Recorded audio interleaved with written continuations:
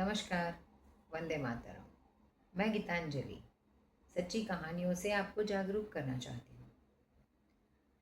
12 साल की एक लड़की अपने किसी रिलेटिव्स के यहाँ शादी में जाती है और वहाँ पर जो खाना परोसने वाले लोग होते हैं, लड़के, उनसे उसका उनका मिलना होता है।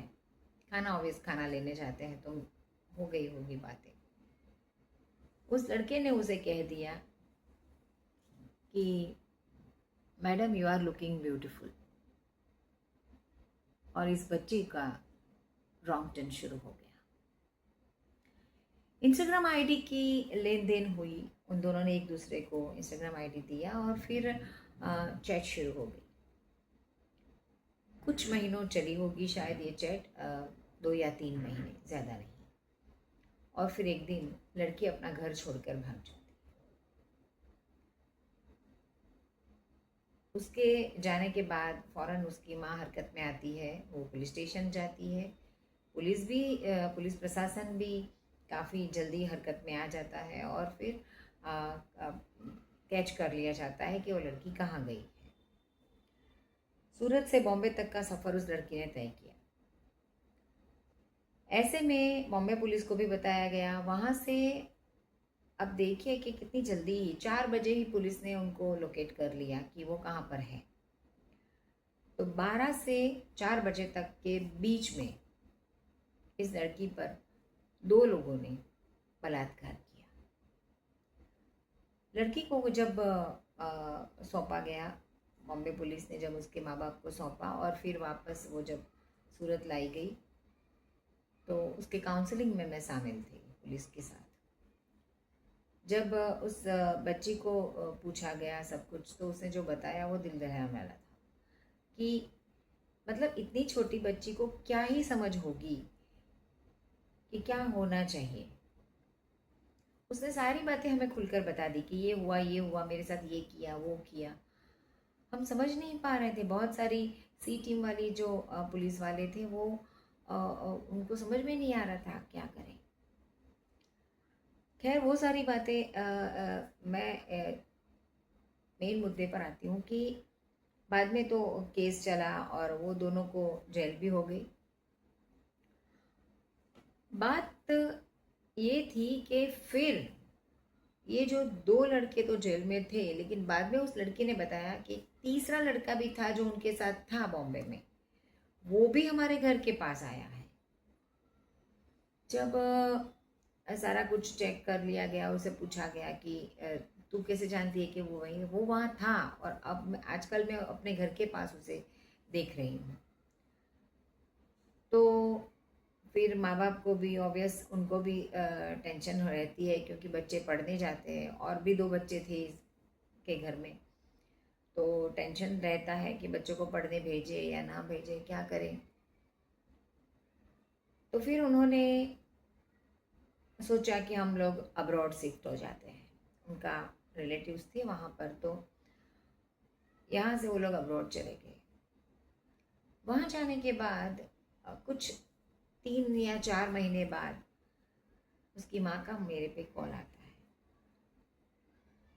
एक माँ रो रही थी और ना तो मेरे पास शब्द थे उसको समझाने का, ना उसे दिलासा देने का। वो कह रही थी कि जब हम वहाँ थे भारत में, तो अगर कुछ भी होता था तो आप, आपका संगठन, आपके लोग मेरे घर आते थे, मुझे मुझे सांत्वना देते थे, हमें समझाते थे, बच्चों के साथ क्या करना है वो समझाते थे। लेकिन मैम, यहाँ पर हम बिल्कुल अकेले हैं और कुछ ख़त्म नहीं हुआ है। मेरी बेटी आज भी घर में कलमा पढ़ती है, आज भी वो बुर्का पहनकर स्कूल में जाती है। अगर भारत होता तो हम मार सकते थे,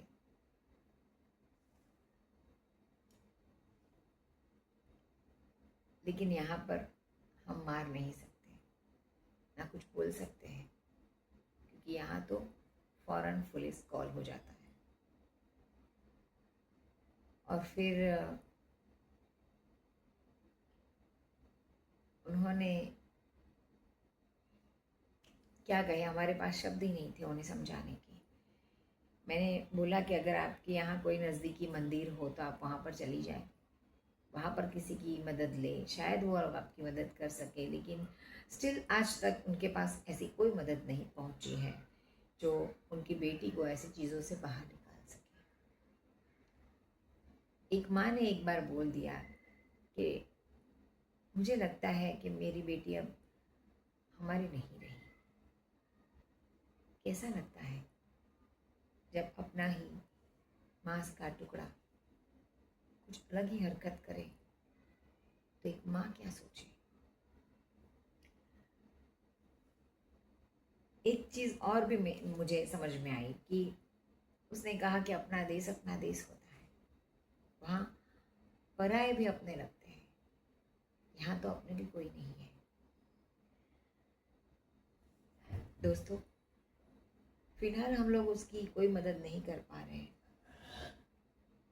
उनको जब भी फ़ोन आता है, मेंटली जो भी हम उसे दिलासा दे, क्योंकि हम बहुत दूर हैं उनसे, तो कर रहे हैं जो भी हेल्प चाहे मिले उसे, ऐसी हम लोग यहाँ से कोशिश कर रहे हैं। मैं ये बात आपको इसलिए बता रही हूँ कि जब छोटी से छोटी चीज़ें आपकी समझ में आने लगे तो बच्चों को समझाएं। ये ना सोचे, क्योंकि हम माँ बाप ये होते हैं, हमारे लिए जितना भी बड़ा बच्चा हो जाए ना, हमारे लिए वो छोटा ही रहता है। लेकिन समय बहुत ख़राब चल रहा है, बच्चों को छोटी उम्र में ही समझा देना ज़रूरी है कि आप ब्यूटीफुल हो, कोई कहे कोई ना कहे, इन सारी चीज़ों को कैसे हैंडल करना है वो बच्चों को आप समझाएं। क्योंकि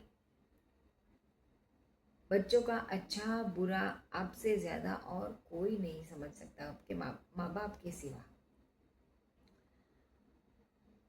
और बात जब बिगड़ जाती है फिर हमारे हाथ में कुछ नहीं रहता। बहुत सारे लोग एक ही देश में रहकर बहुत सारी चीज़ों को गलत कर रहे हैं, बच्चों का यूज़ कर रहे हैं। ये सारी चीज़ें बंद हो सकती है केवल और केवल हमें जागरूक होना है। एक पेरेंट्स जागरूक हो जाएगा तो किसी की हिम्मत नहीं है किसी की बेटी या बेटे को बिगाड़ पाए। आपका भी अगर ऐसा कोई रिलेटिव्स ऐसी कोई चीज़ों में फंसा हुआ है और किसी भी तरह की हेल्प आप चाहते हैं, कमेंट में हेल्प लिख दीजिए। जितनी हो सके हम मदद करने की कोशिश ज़रूर करेंगे। जय हिंद।